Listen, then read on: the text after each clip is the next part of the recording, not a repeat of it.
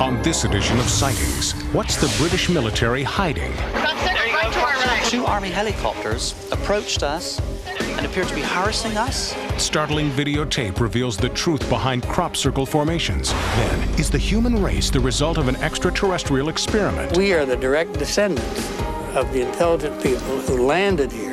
Also, dangerous entities are terrorizing this hotel. It's even possible these people don't know that they're dead. Plus, a young girl's premonition turns to tragedy. She drew that picture. She knew she was going to die. And it was exactly the kind of signal that we were looking for. It's a narrowband signal, clearly of intelligent origin. have we made contact with a civilization from another galaxy? Finally, an update. The sculptor whose psychic vision helps families find missing loved ones.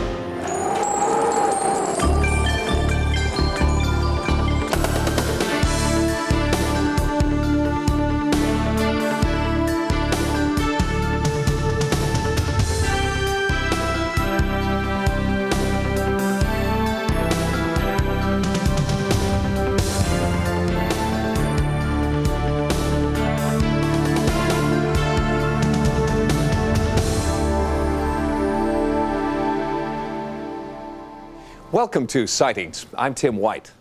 The ancient hamlet of Avebury in southwestern England is the site of 2 distinctly different supernatural events. In the Avebury area, more than 300 crop circles have been discovered since 1990. And then there are the bizarre glowing orbs that locals have dubbed the Avebury Mystery Lights.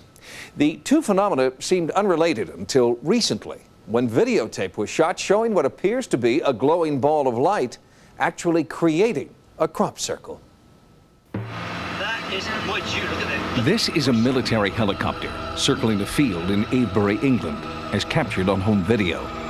The researchers who shot this tape believe it is evidence that the British government is involved in secret crop circle research. Watch carefully as the helicopter hovers near a mysterious ball of light in the middle of your screen. In the field below, a crop circle. The crop circle activity in this area this year has been quite considerable. We have something in the region of 100 major patterns in Great Britain currently. Over 90% of them are in this area once again.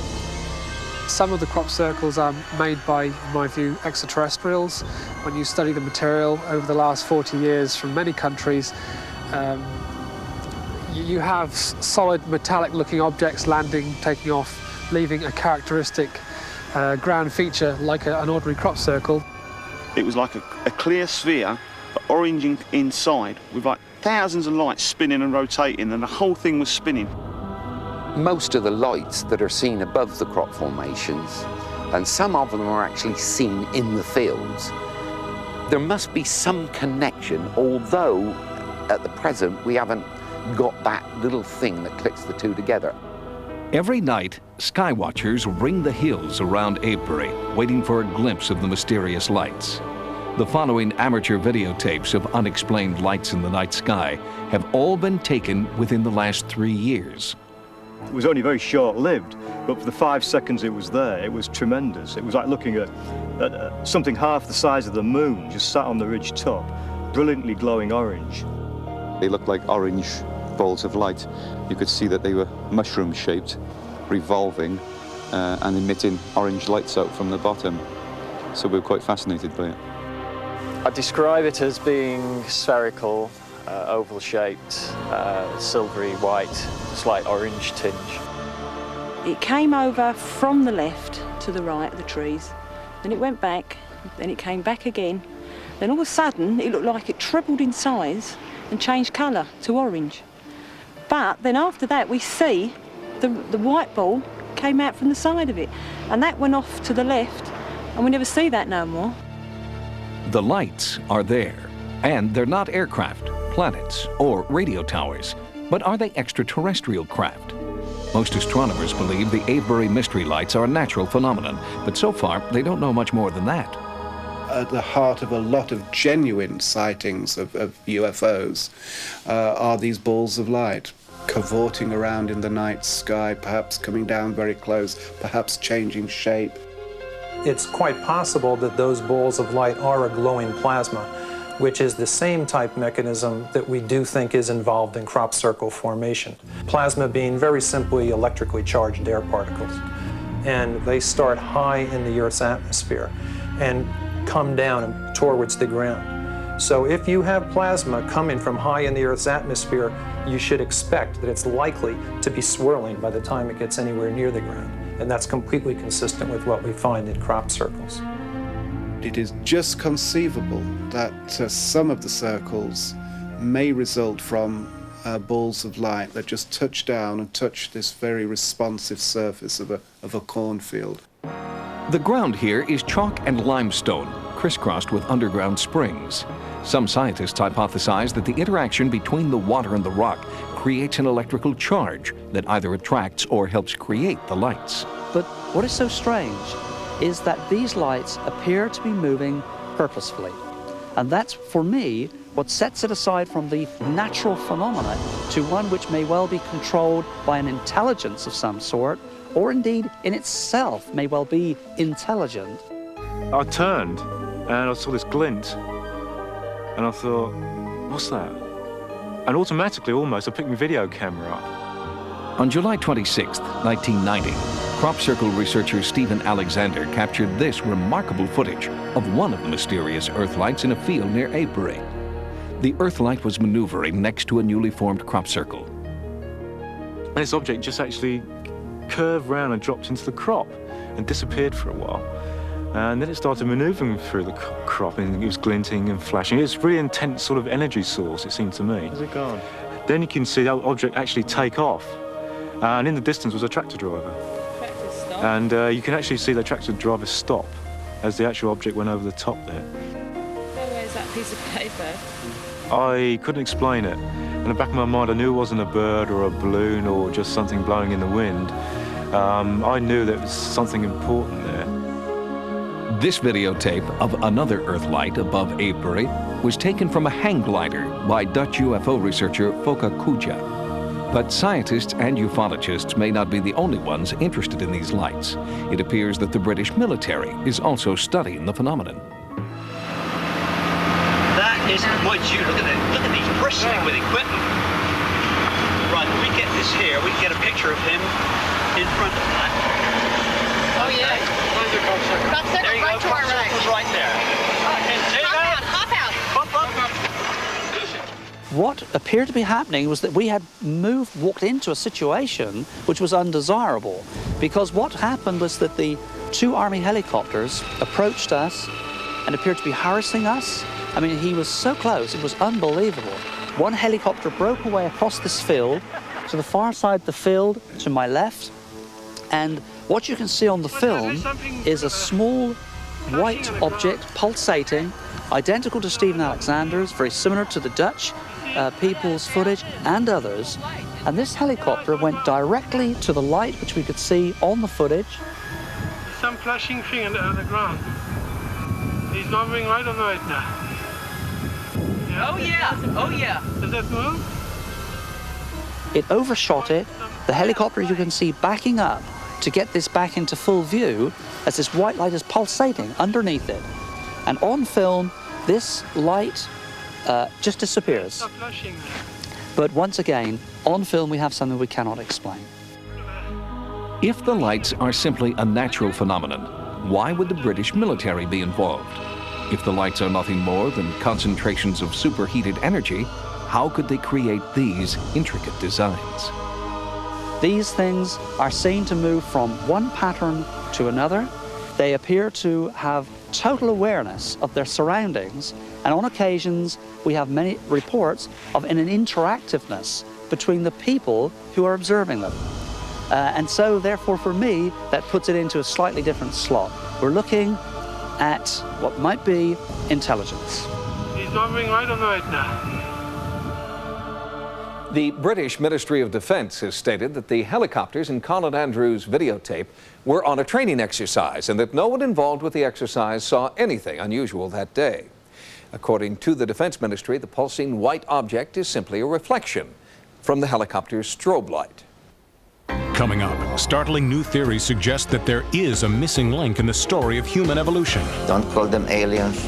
because we look like them, they look like us. When Charles Darwin published Origin of the Species in 1859, it ignited a worldwide controversy that continues to divide science and religion. But the controversy doesn't end there, because within the scientific community itself, there is bitter division. And now, new evidence that a conspiracy of silence among mainstream anthropologists is covering up evidence of what some believe are our true extraterrestrial origins.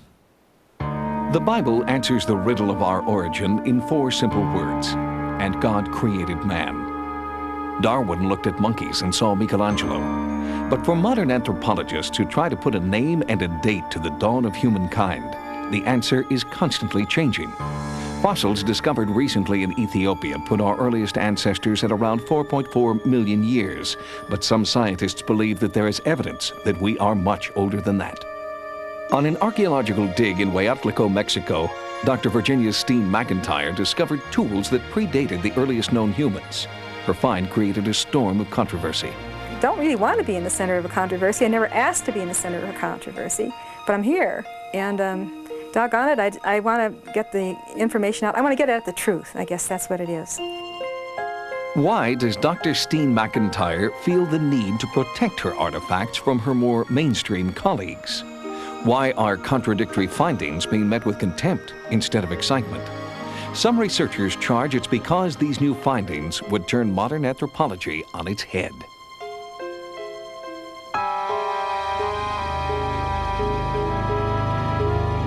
I believe that we came from outer space. All the evidence suggests that human beings, as we know them, did not originate on this planet, but have come to this Earth from other dimensions. I believe that we came from outer space, that we are the direct descendants of the intelligent people who landed here a long time ago. Gene Phillips is the founder and president of the Ancient Astronaut Society. He claims that museums are hiding thousands of artifacts that do not conform to their narrow view of anthropology. This is an exact replica of an object that is in the Smithsonian Museum, and they call it a stylized insect. The Smithsonian had it on display, and they used to sell replicas in their shop. Phillips claims that after the Ancient Astronaut Society interpreted the object as a prehistoric space shuttle, the Smithsonian removed the original from public display. Phillips and his group have studied more than 150 ancient sites in 30 countries. These 5,000-year-old masks were unearthed in Eastern Europe. They bear a striking resemblance to modern-day depictions of supposed aliens, known as Greys. There's a site in Bolivia, South America, called El Fuerte. What it looks like is a catapult-type launch site for space vehicles. The Ancient Astronaut Society is not the only group supporting the theory of interplanetary contact. Author Zechariah Sitchin concurs in his book, The 12th Planet. There is one more planet in our own solar system, not light years away, that comes near Earth, between Mars and Jupiter, every 3,600 years, at which time people, intelligent people, beings like us, come and go between their planet and our planet, and brought us, Homo sapiens, about sooner than we might have appeared otherwise. Don't call them aliens, because we look like them, they look like us. See, all we ask is that people have an open mind. Look at something with an open mind with today's space-age eyes. Scientists on the fringe of modern anthropology believe that their theories are not taken seriously because mainstream scientists are afraid to admit that they've been wrong.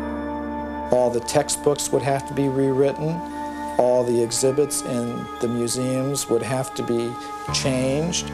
This would be very embarrassing, and people who have positions to defend like that don't like to be embarrassed.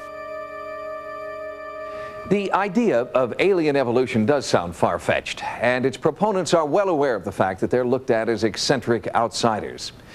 They may not have all the answers, but it's often the so-called eccentrics who ask the most interesting questions. Next, they call him the recomposer of the decomposed, and he solved another case. The payoff emotionally is helping to put some of these cases to rest. Recently, Sightings profiled forensic sculptor Frank Bender. His uncanny gift for sculpting a human face on the bare bones of an unidentified skull has brought closure to many unsolved murder cases. And now, because of our original broadcast, another family can put a long-lost loved one to rest. In 1980, police made a grisly discovery in a row house on North Lithgow Street in Philadelphia. The body they found was badly decomposed and bore no resemblance to the young woman she once was. That's where forensic sculptor Frank Bender comes in. He has an uncanny gift for creating a face on a bare skull, for giving life, if only in clay, to the victims of unsolved crimes. His studio is the final resting place for men, women, and children who have no names. Bender's technique combines forensic science with an emotional, some call it psychic, attachment, and it works. On a previous Sightings, we profiled Bender and his amazing success rate. After the first segment of Sightings aired, I received numerous phone calls from people all around the country basically saying that they were thanking Sightings and also thanking me and the team involved for the work that we're doing.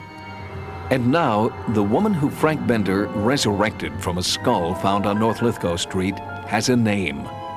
The wondering and waiting are over for one Philadelphia family. After 15 years, they know what happened to Jackie. All these years, I never moved because I thought maybe she would come home. Never changed my phone number. Everything's been the same, just in case she would reach out, as they say, and phone home. Because of our broadcast, Frank Bender met police officer Virginia Hill, who works in the missing persons unit of the Philadelphia Police Department. Officer Hill inherited the Jackie Goff case 3 years ago. The search for Jacqueline Goh started with me in 1991. The first time Officer Hill visited Frank Bender's studio, she was struck by the resemblance between Jackie Goff and one of the busts Bender had sculpted. I came over to his studio and we talked about it on a show that he was doing. And we put two and two together and we both believed the same, that it was Jacqueline. Forensic evidence supported the matchup. Jackie's dental records indicated she had an extra tooth. So did the skull that Bender had worked from. A photo of the bust was given to the Goff family. They made positive ID. From here up, I would almost have to say positively that it was. Frank has never met Jackie, but when he made this, it seemed like he knew her when he made it, because that looks like her through her eyes, top part of her face. DNA results are still pending, but Frank Bender is confident he has made another match. The payoff emotionally is satisfaction, the satisfaction of helping to put some of these cases to rest. Officer Hill is continuing to work with Frank Bender on other missing persons cases. The future is promising. I work with families that are in great distress. A lot of families haven't heard from their children in 10, 15, even 20 years. And I get a lot of relief when the family has put it to rest, when we can positively identify someone and then they can go on with their lives.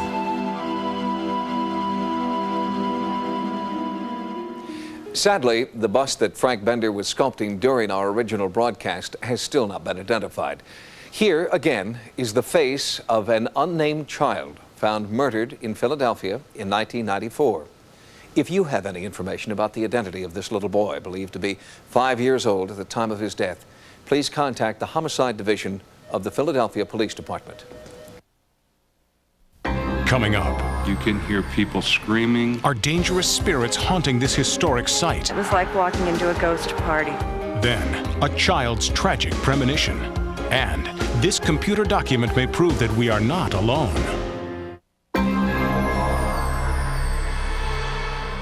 1849. The gold rush is on. More than 85,000 people flock to California in search of the mother lode. A few become millionaires, but most barely scratch out a living. And many of the legendary 49ers die, laboring with hand tools inside unstable mines. It is the ghosts of those who died trying that many believe are still here today, haunting a small town in the Sierra foothills of California. You can hear explosions, you can hear fire crackling, you can hear people screaming. In California's gold country, the mines are idle now. The streams and creeks played out. But in Jamestown, the spirit of the 49ers is still alive inside this hotel. You can still find a hot meal and friendly conversation at the Willow Hotel. And some people believe you can still hear strange echoes from the past. I went into the bathroom, went to turn the light on, and something touched me on the back of my hand. I've seen spices fly off the shelves, laughter in the kitchen when no one's there. Ceiling fans coming on by themselves, lights in here, constantly going on and off. Why does the Willow Hotel seem to be the focus of so much haunting activity? Many people believe it's because of a great mine disaster that killed 23 miners here in 1862. Before the dust had settled, construction began on the Willow Hotel. It was built directly on top of the mine, where so many had lost their lives. Jamestown tried to put the past behind it. The hotel thrived, hosting presidents and gunslingers. But the past did not go away. There's a lot of good here, but there's a lot of evil also. The Willow Saloon has been in constant operation since 1862, but for the past 10 years, no one has slept here. A series of mysterious fires have engulfed the sleeping quarters 3 separate times, and always on the same date in years ending in 5. July 21st, 1955, July 21st, 1975. When the hotel burned on July 21st, 1985, no one wanted to rebuild. We smelled smoke all day. And then later that evening, we spotted flames in the wainscoting over in the dining room. When the fire department came, they chopped the wall up and went through it and everything. And inside the wall, there was no electrical. There was nothing there to make that fire start. It just had started like from nothing. Then after we got the fire put out, then Kevin, the owner, asked us to stick around just in case it reignited. And at that time, we started hearing 2 scratches from underneath the bar floor by the waitress station. I took a fast exit out the door, and then shortly after that, out of this wall that I'm leaning against came like 2 massive exhales. Word spread about the strange fires at the Willow. A local news crew came in to conduct an overnight surveillance. We set the camera back on the tripod and we left it just sitting there, nobody touched it. And the camera went to black and white. And we had electrical was blinking in and out. And the walls of the booth in the front there started rolling as if like an earthquake, was making the walls roll out. We did play it back. Yeah, we had lines going across it and then started rolling. And then ever since then, I haven't been able to really view it. It kept shutting the VCR off, ejecting the tape, and it was a brand new tape. That same television crew took these photographs and claimed they saw transparent entities hiding in the shadows. I just looked across the room and I just saw somebody standing at the booth, and as soon as I got up, he just disappeared. He was gone. That was the reason why I took a picture of the booth to see what would happen. And then it appears that there are 2 faces in the booth, one on each side, and one of the faces looks like he has like a miner's hat. Are these entities somehow responsible for the fires? Do they have a connection to the Great Jamestown Fire of 1896 that destroyed almost everything but the Willow? In the late 1800s, when the town was burning and they dynamited some of the other buildings to save this one, they said while they were dynamiting, a man was killed, and they said one of the kinfolk from the man that was killed is who keeps lighting this place on fire. Or is the haunting here related to the turbulent times the Willow experienced during Prohibition? In 1925, Gus Ratto, who was leasing the bar at the time, went upstairs to his wife's room and called to her, and when she opened the door, he fired 1 shot into her head and turned around and shot another into his own head. Since 1972, the place has belonged to the Mooney family. When Kevin Mooney took over 4 years ago, he was a confirmed skeptic until he had his own sighting. I'm getting ready to walk through the back door when I look up at the window and there's eyes like red like this, 2 red eyes looking through the window, and my heart started going, and oh God. I get outside, my heart's boom, boom, boom. I look around, there's nothing there. The Mooneys had earlier contacted parapsychologists Nick Nocerino and Chuck Pelton to conduct a thorough investigation. You got something here that's very hot. Very hot. This is where the apparition should be. If there's going to be an apparition, it should be in this area. When you walk through this building, you still feel heat, you feel fire, you smell smoke. Pelton and Nocerino believe that there are 3 layers of hauntings here, caused by what they have termed residual thought forms. Well, thought form is probably an event that took place that these people are reliving. And if you tie that into a quick death, had it been from a fire explosion, a mine cave-in, it's even possible these people don't know that they're dead. No one can predict if the haunting forms of the past will appear again. But you can bet everyone in Jamestown will be keeping an eye on the Willow every July 21st, ending in 5. The pattern of fires occurring on the same date nearly every decade since 1955 has all the earmarks of a classic arson pattern. That's what the Tuolumne County Fire Department originally thought. But their extensive investigation has ruled out arson as a possible cause. When Sightings continues, a child's premonition turns tragedy into hope. Katie was given a glimpse from the other side.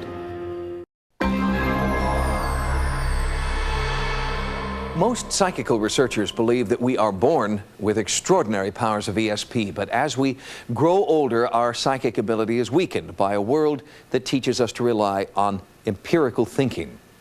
If this is true, it might help explain why young Katie Thronson had a premonition of death that tragically came true. This is the last picture Katie Thronson ever drew. It was her vision of another life beyond this one.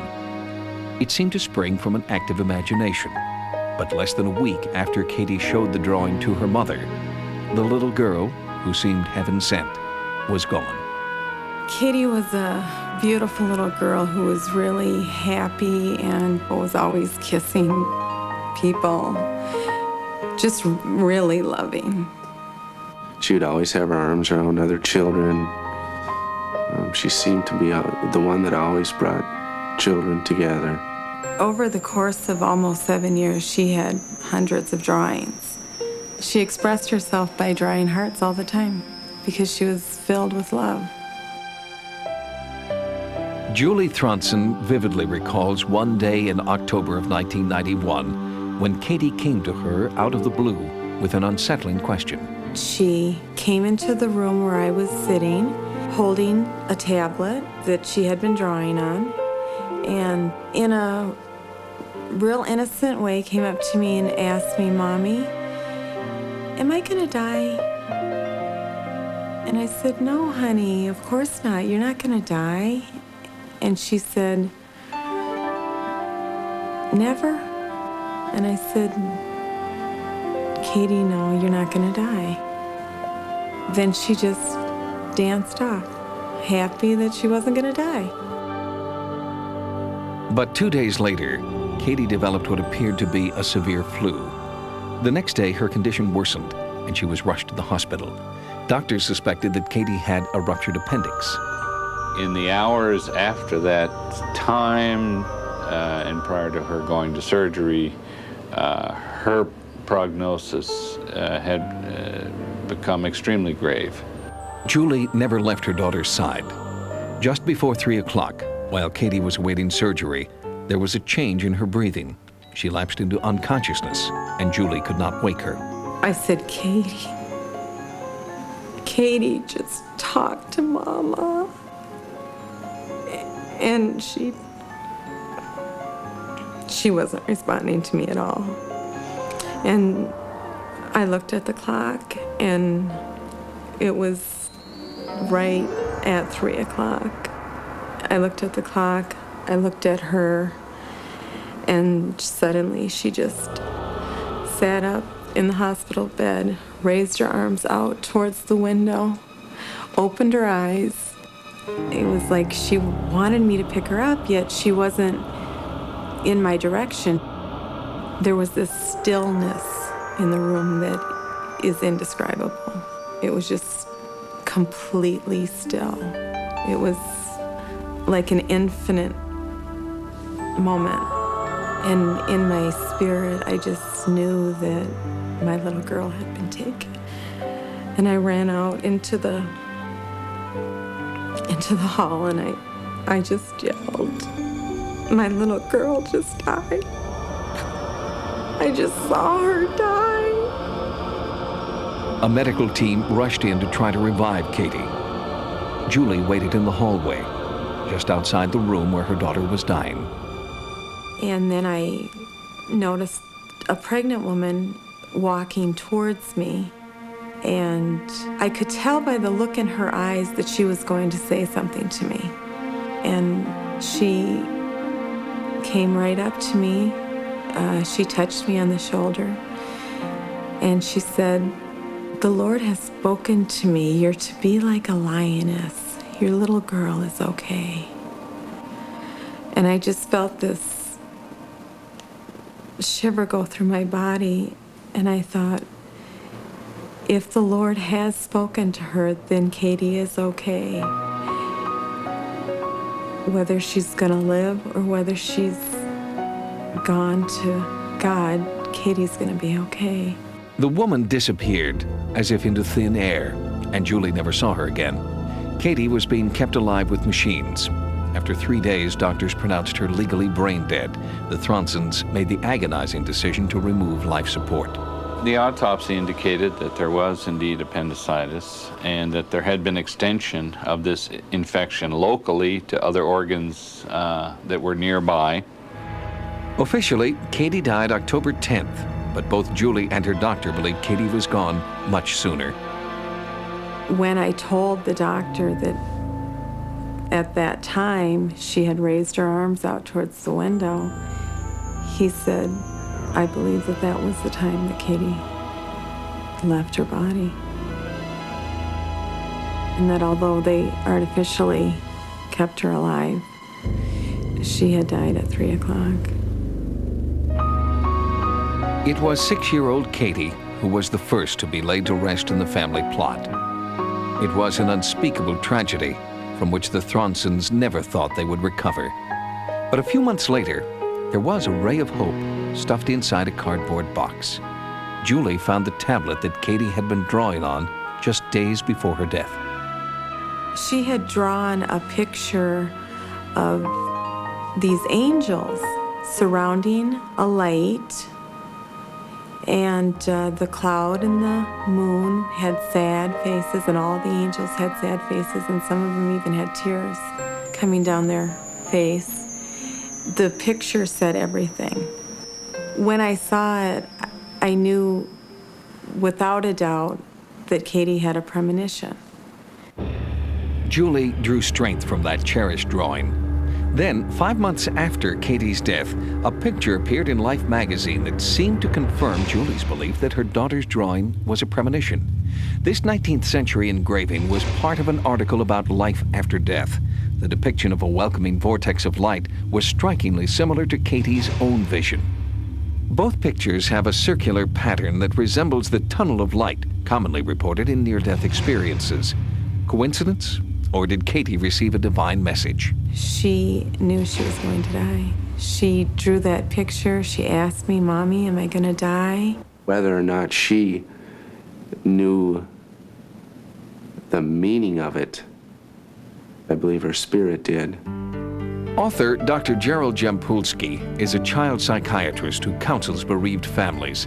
After Julie Thronson saw the Life magazine article, she wrote to Dr. Jampolsky and asked him to look at Katie's drawing. I pointed out that at 3 o'clock, it looked like one of the angels was going toward the center, going toward the light. I was like amazed for a minute, and he continued, but I'm thinking, he doesn't know. that Katie died at 3 o'clock. There's no way he could know that. Julie also tried to find the pregnant woman who had comforted her. The hospital gave her the names and phone numbers of all the women in the maternity ward that day, but none of them remembered speaking to Julie. She was obviously an angel. There was some kind of a message there of life and death and birth. The cycle of death and birth continues. There is a new life in the Thronson family. Little Cody was born on October 7th, 1992, 1 year to the day after Katie died. It was an uncanny coincidence. I was once told a definition of coincidence that I've always found very helpful. A coincidence is a miracle in which God wishes to remain anonymous. That makes a lot of sense to me. When the Thronsons take Katie's brothers and sisters to her grave, the family remembers and talks about what they believe is God's plan. It was a gift from beyond, maybe a gift from God. The impact that drawing has had on our life is just beyond words. We have this to share with people. We have the hope to share with people that there is a beautiful side to all of this. It helped us in the healing because it gave us both peace. I felt honored that Katie was given a glimpse from the other side.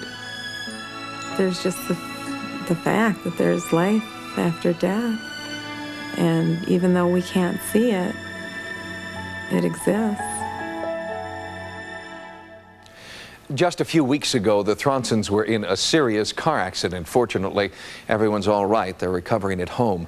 But something strange happened during that crash. 3-year-old Christopher told his mother and father that right after the moment of impact, he saw Katie. Up next, it was 5 to 6 times stronger than any signal in the past. after receiving what could be an extraterrestrial message, this facility could be shut down. The radio telescope at Ohio State University in Columbus is nicknamed the Big Ear. Its job is to listen for anomalous sounds in the cosmos that might be evidence of intergalactic communication. If someone out there is trying to get our attention, the Big Ear is probably the telescope that will bring the message to us. Man has always wondered, are we alone in the universe? Are there other intelligent beings somewhere that we might perhaps converse with at some point, or at least learn of the existence of? The universe has no beginning, no middle, and no end. In such a limitless ocean of planets, moons, and stars, are we really the only life forms searching outer space? Is another civilization trying to make contact? Astronomers operating this telescope believe contact has been made. It was exactly the kind of signal that we were looking for. It's a narrowband signal, clearly of intelligent origin, clearly not interference, not any of those things. In the late 1950s, Ohio State University began construction on what would become the world's largest radio telescope. It was designed to pick up and record the noises of space. And for over 15 years, it cataloged a symphony of static pops and hisses that were emanating naturally from satellites, stars, and explainable sources. Then, in the mid-1970s, the radio telescope known as the Big Ear received NASA sponsorship and began listening for evidence of extraterrestrial intelligence. In 1977, they got their first hit. I had the task to look at the computer printouts to see if there was anything interesting. Anything 4 or above was definitely unusual. Well, this was the equivalent of 30, and so it was so strong, 5 to 6 times stronger than I had seen any signal in the past, that I was astonished and immediately wrote the word "wow!" exclamation point in the margin of the computer printout. The very strange thing is we have these 2 beams in the sky. We saw it in only one of those beams. So that means that it turned off or on, one or the other, as we were watching it, which is even further indication of intelligent origin. The tantalizing thing is we went back and looked hundreds of times later and it was never there again. So we will never know exactly what that was. It could have been from some other civilization. The spontaneous signal became known as the Big Wow. It immediately sparked serious debate among astronomers. No one could explain the origin of the signal, but many scientists would not accept it as proof of intergalactic communication. Others insisted the Big Wow was Earth's first contact with an extraterrestrial intelligence. The debate continues to this day.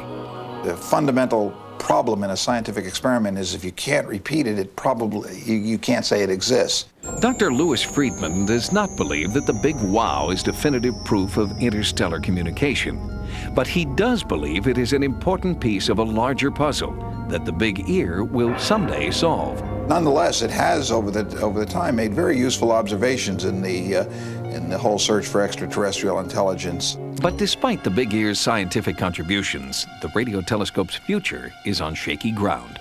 Congress did cut out the funding last year, and that has made the SETI program really disappear from all government activities. Because the subject deals with extraterrestrial life, it's a subject that is obviously capable of ridicule. And Congress didn't continue the funding because they were susceptible to those kinds of jokes. Unfortunately, the land the Big Ear sits on is becoming more valuable than the radio telescope itself.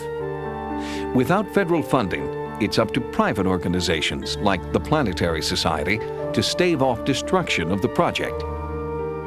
The idea that someone out there may be transmitting and we're not listening is not one that we in the Planetary Society are comfortable with. Currently, everyone who works on the project works for free. The Big Ear is supported by volunteers who don't want to see the project die.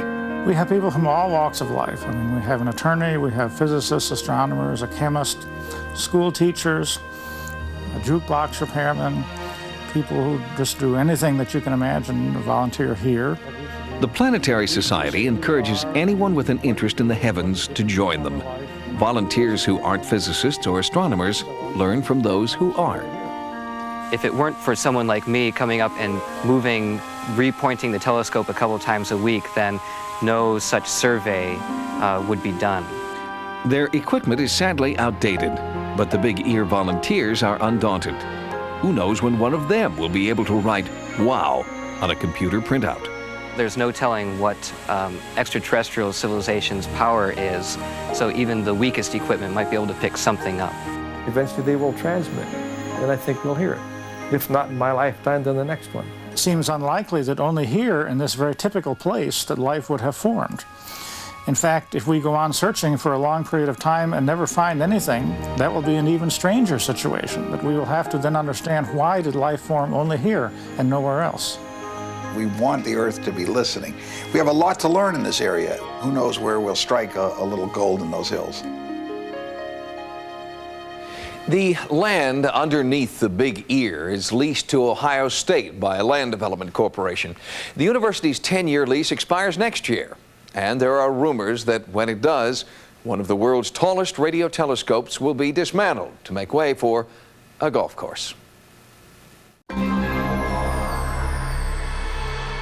Sightings has expanded its America Online area. Keyword Sightings when you log on for access to Sightings stories, images, and events. To subscribe to America Online, call 1-800-591-3344. And you can still reach Sightings 24 hours a day at 1-900-933-7444. Until next time, remember, no mystery is closed to an open mind. For Sightings, I'm Tim White. Next on Sci-Fi, The Sentinel.